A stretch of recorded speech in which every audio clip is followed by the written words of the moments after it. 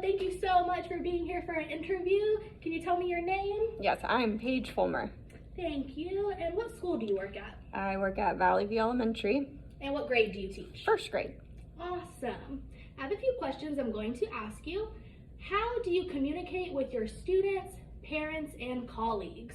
So with my parents, I communicate a few different ways. I send home a weekly agenda page for them that has any updates, reminders, homework. I also use an app called Class Tag where I can send the parent messages, and then I give out my email address as well. Okay, thank you for that.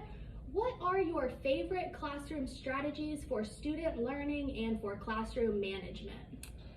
I definitely like callback signals to get the kids' attention really quick and to give them any directions or anything important that they need to know. Another thing I like doing is passing out little stuffed animals when they're doing their silent reading so they can read to the stuffed animals. They seem to have a lot of fun with that. Okay, very nice.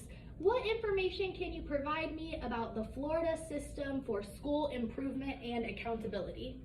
So I believe that is the program that we are kind of graded on as schools. So we get a school grade, and then if you are a high performing school or are able to maintain a certain score, you are rewarded financially as a school. And if you are one of the lower performing schools, they bring in support and interventionists to help your school improve.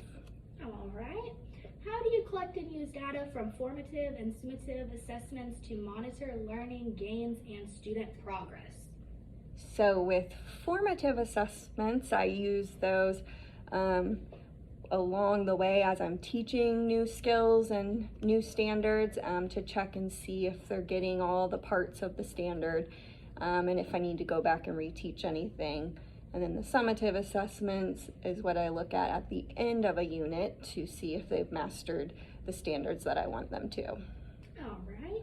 How do you use multisensory instruction to improve student achievement?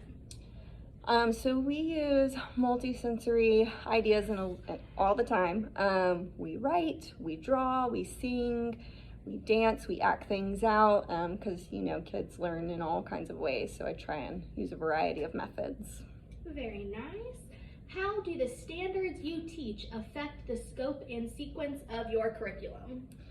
So when we're looking at the standards that we need to teach, we try and make sure that they're in a certain order, that we don't skip anything or leave anything out, because we want those standards to build on each other. Okay, very nice. Kind of going along with that question, to what level do the scope and sequence of your standards-based curriculum drive your instruction decisions?